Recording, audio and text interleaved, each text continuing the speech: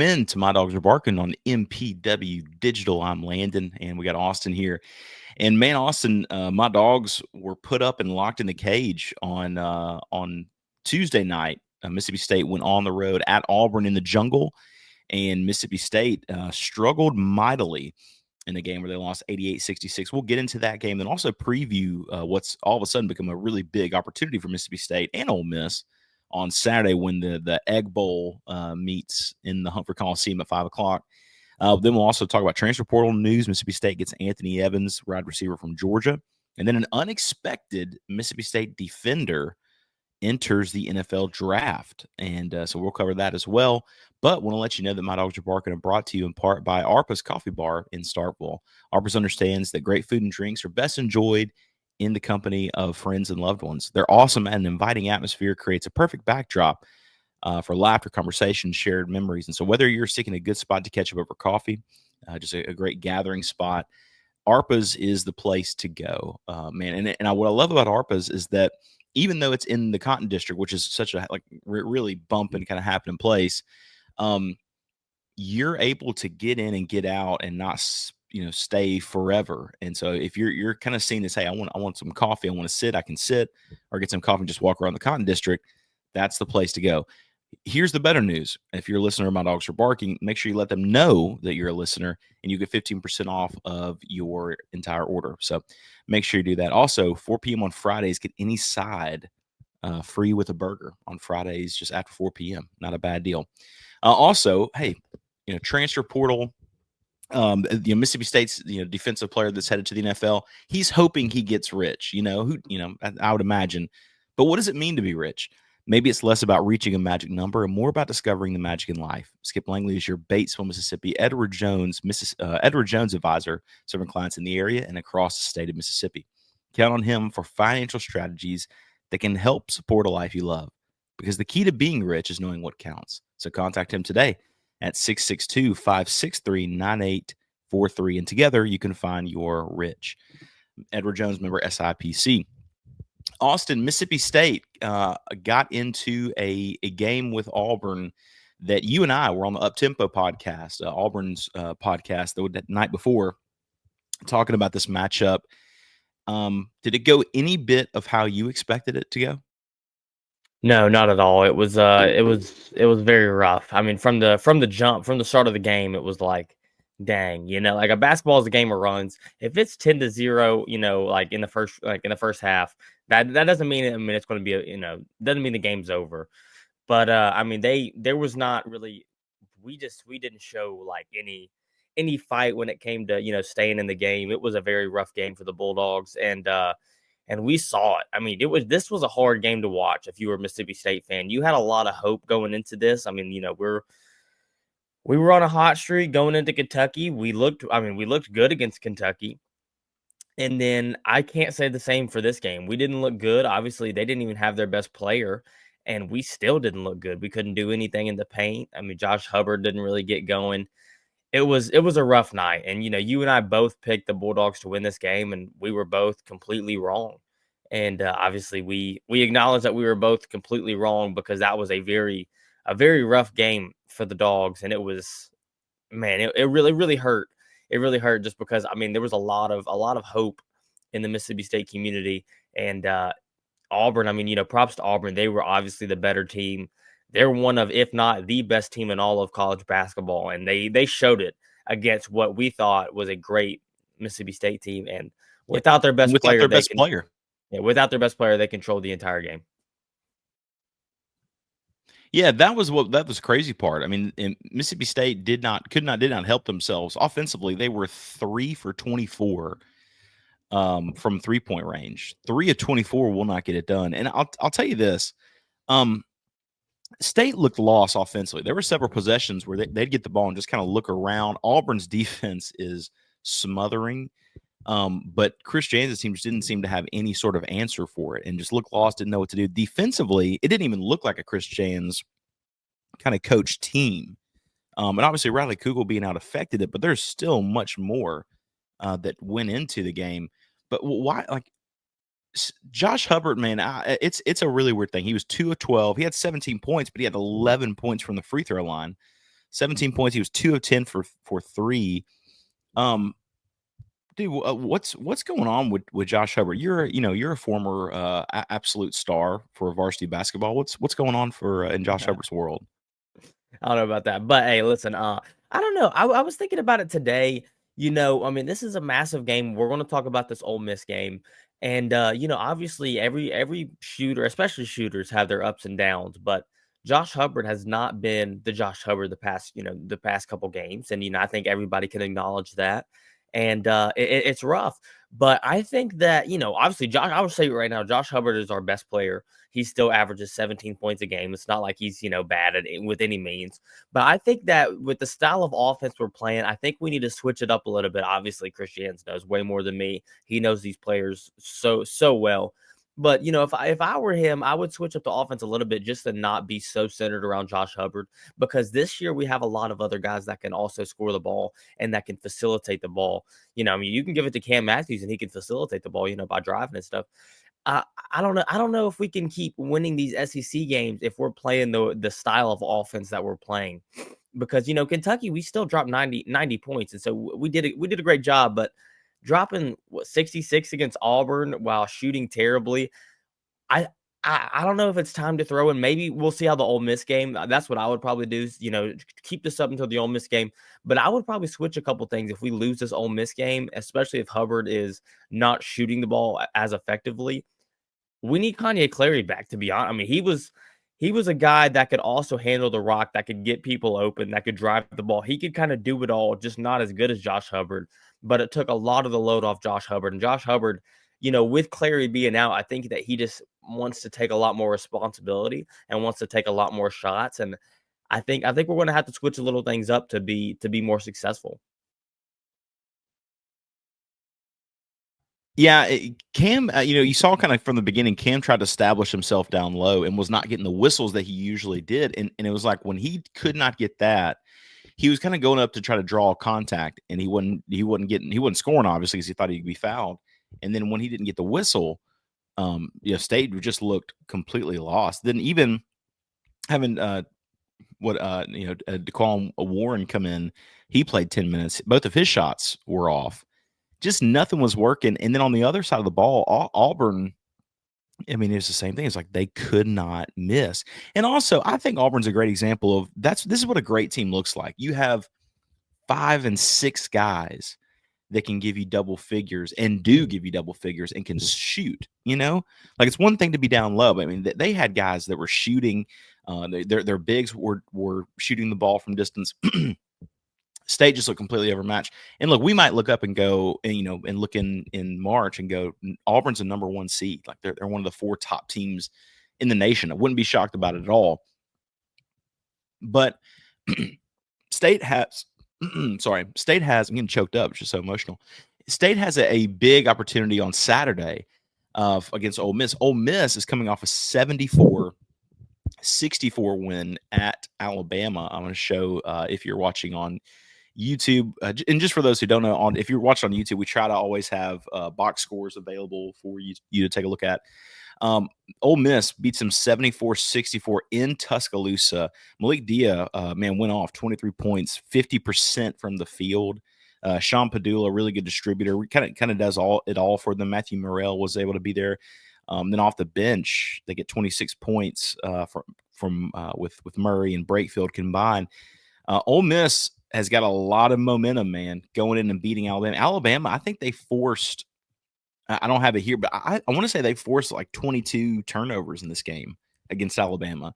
So Alabama looked rough, and Ole Miss looked really, really good. And all of a sudden, this game versus Ole Miss looks really good, or looks really big for 2 reasons. One is that there's a lot of momentum. If you win this game, you're kind of back on track for Mississippi State. If State loses this game, they are put in a tough spot, or they put themselves in a tough spot going forward. But Austin, I don't know, man. With this many people contributing for Ole Miss and State failing to get any sort of production out of Josh Hubbard, I worry that Saturday's game could go in the favor of the Rebels. What do you think? See that, when it comes to momentum, I mean, we've lost the last 2 games, one in a heartbreaker, one where we weren't even competitive, and they're coming off their biggest win of the season because it was, I mean, in Alabama and just whooped them. So, I mean, yeah, I mean, you couldn't get more different sides of the coin than this game right here when a team's coming in with full momentum, some like the other team's coming in with two sad losses. So, yeah, this is big for the Bulldogs, but we got to remember, I mean, Auburn is, could be possibly the number one team. Kentucky's was, I think, sixth in the country. Those were two tough losses to two good teams where we were just outmatched in both teams. I could definitely say that Kentucky and Auburn were both the better team, and I can easily say that. And in this Ole Miss game, it could be a little bit different. I mean, I just the threes keep on raining against us. I mean, Kentucky and Auburn were hitting big shots, and we gotta have a like a post presence. We like against Auburn, man, that was ugly. I mean, every shot I felt like was getting blocked. I mean, it was terrible. And it wasn't Mississippi State basketball that we've seen the rest of the year. So we got to have a post presence down low, and we gotta get that offense rolling because I mean 66 points against a lot of these SEC teams aren't going to cut it. I picked Mississippi State 86 to 82. I thought it was going to be another high scoring game. And Auburn did the 86, but we for sure didn't do the 82. So it was a rough game, but I don't know. This game is another flip flop. I think that I feel confident in us, and it's also in Starville, but I don't know. I'm with you. I mean, this is a toss up game. This is a statement game for both teams. This would be a massive win, especially for Ole Miss. I mean, this could sort like fly them to the moon if they get two really good losses. But again, on the other side, if we get three back losses, that's gonna be rough. And for Ole Miss, if they end up winning this game, they will be in the top 10, which I don't even know if that's ever happened before for Ole Miss. So yeah, what a huge game, huge opportunity. The thing you do wonder though is like when you have such a big win, coming back down to earth sometimes is a little difficult. So I do wonder what that's going to be like for Ole Miss if they'll be able to get back on track after the. I don't know the answer to it. I really don't. But you do wonder and go like, man, well, what is their response going to be? To this. So yes, state has to be kind of demoralized after that Auburn loss to even not be close. Kentucky was one thing. You're right there, and then Ole Miss pulls off this win on the exact same day, sets up a very interesting a very interesting game on Saturday. I really, really think because after this, State gets a little bit easier of a road. Like I think, well, outside of Tuesday they go on the road at Tennessee, and then they get South Carolina, so it starts to ease up a little bit. But if you lose this game and then you also lose to Tennessee, that'd be what's that's dropping four in a row. And that'll put you in a really tough spot. So Ole Miss seems like the game that State I would almost say has to win in order to stay above a 6 seed in the NCAA tournament game. We do have some transfer portal news, Austin, and some news that Mississippi State fans have been waiting for a while, and then some news that none of them suspected. None of them thought was going to end up happen with a player going from Mississippi State declaring for the NFL draft, foregoing his final year of eligibility. We'll talk about that here in just a second, right after this break. An ad read All from Neil. MPW digital podcasts are brought to you by our friends at Parish Brewing Company, located in the heart of Cajun country in Broussard, Louisiana. Parish Brewing Company's simple goal is to make awesome craft brewed beer, and they do it remarkably well. The doctor is introducing their new go-to IPA, Dr. Juice. It's a highly crushable juice bomb, dry hopped with a blend of their favorite hand-selected hops from the Yakima Valley in Washington. Dr. Juice's drinkability is sneaky good, considering it clocks in at 6% ABV. The pour glows a rich cantaloupe hue with a thick frosted haze, soft mouthfeel, an aroma and taste that's full of passion fruit, papaya, and blood orange, making it drink like a glass of freshly squeezed juice. They also have Ghost in the Machine. It's a double IPA brewed with obscene quantities of hand-selected Citra hops from Yakima Valley. Expect pungent grapefruit flavors and aromas, tropical fruit, less harsh bitterness than most IPAs. Again, it's Parish Brewing Company. Wherever you get your beer, check out Parish. make sure that you look for them, because any beer that you get from Parrish is going to be absolutely outstanding. Thank you from MPW Digital. All right, welcome back to the My Dogs Barking podcast. Austin, Mississippi State, and Coach Chad Bumpus, wide receiver coach, picked up a commitment in four-star Anthony Evans from Georgia, and obviously, really a guy who had some really kind of promising things coming into his career. This is another guy that State's going to get that does not have a ton of production in his career. He has 13 catches over the course of 2 years. Last year, I think last year he caught 9 passes for 88 yards. He's a guy that, and he did rush for 50 yards during the season. He had 17 punt returns and 7 kickoff returns. And so he's a guy who's talented, but man, he's not a guy that has a lot of production. Well, where do you kind of put this as State? I guess I want to imagine kind of wraps up their wide receiver room. Yeah, that's what I was about to say. I think you and I both talked about that. If we get Evans, that I think we're kind of done. This is a guy that was committed to Oklahoma with Jeff Lebby for a long time before we flipped to Georgia. And I talked about it a couple weeks ago that I don't understand why we can't get some better wide receiver, production when it comes to like portal grabs. And this is a guy that, is there for Jeff Lebby. If we didn't have Jeff Lebby, I don't think he would be coming to Starkville. And this guy has 2 years of eligibility, like you said, has not done anything. But I mean, it's hard to get really excited about all these wide receivers that we're getting, because I mean, none of them have really proven too much. I mean, it's just. And, things could change. I mean, you've talked about, Kevin Coleman. Nobody thought that Kevin Coleman was going to have that year that he had. And, but like going into this year, like we're going to have a real discussion going into the spring of like, who's going to be wide receiver one? No one has any, it could be literally 7, 8 guys. I mean, like we don't know. We have no clue. And so this is going to be, obviously, it's addition by subtraction when it came to a lot of players, but I think this player is definitely a big addition, because I mean, we don't really have anybody that's proven, and this guy's not proven, but I don't really know what else to say other than like, he's not a proven guy, but he has potential. Like I said, he has 2 years of eligibility. This isn't just his final year. So he can do maybe a little bit this year, but maybe a senior year, he really, really pops off. Who knows? But it's going to be a real discussion. We might even have to have a whole episode about who in the world is going to be wide receiver one, just because it could be about 7 or 8 guys. Yeah, I'm trying to look and see. So the people that Mississippi State has brought in at wide receiver is Anthony Evans. Oh wait, hold on. There we go. Yeah, Anthony Evans, Aiden Williams from Ole Miss, Marcus Allen from Eastern Michigan, Cam Thompson from NIU. Is it Jerron Glover from Michigan State? And there's one more I'm missing. Brendan Thompson from Oklahoma. So you've got several guys that are options, and then you do have the spring window that'll open up in April that you got to hope and pray you get somebody in for. But it's interesting.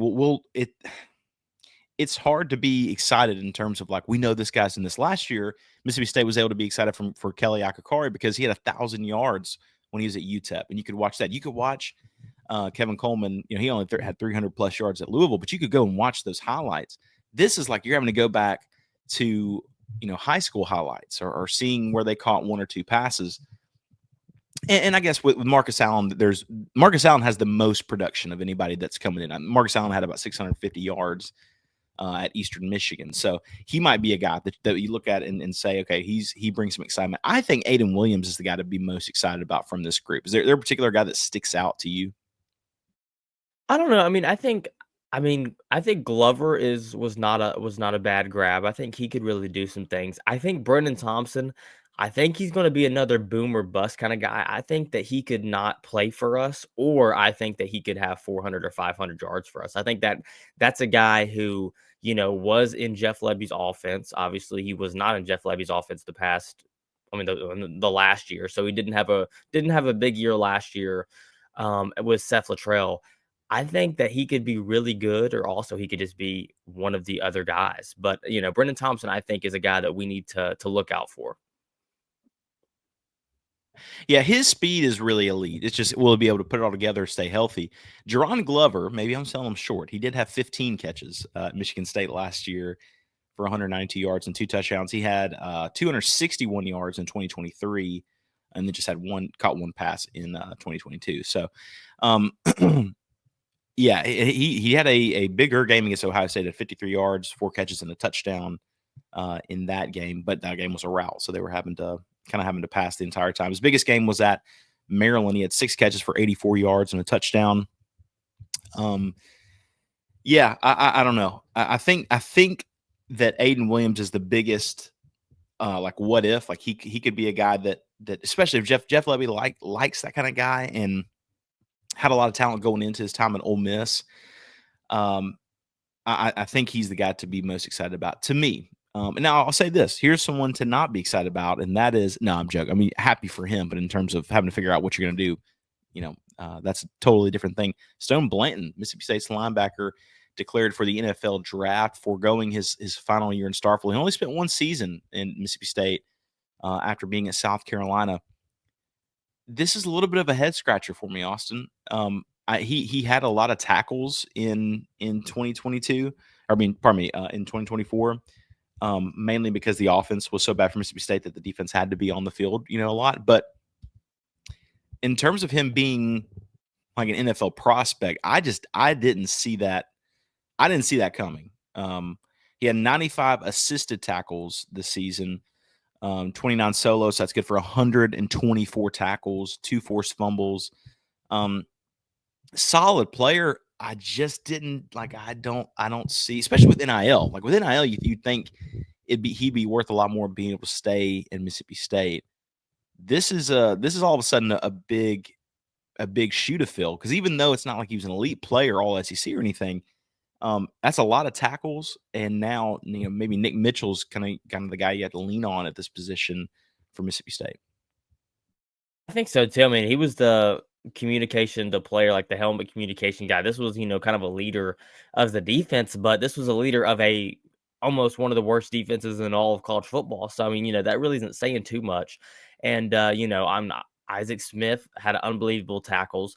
Stone Blanton had unbelievable tackles, but this is a guy no one saw it coming. You can look on Twitter right now and everybody's like, wow, I mean, I don't know why he did that. This is a guy we waited so long for him to come to Starkville. We thought he was going to commit to us, didn't commit, goes to South Carolina. Then when he entered the transfer portal, a lot of people thought he was going to like Mississippi State. And he was like, finally, we're getting Stone Blanton in Starkville.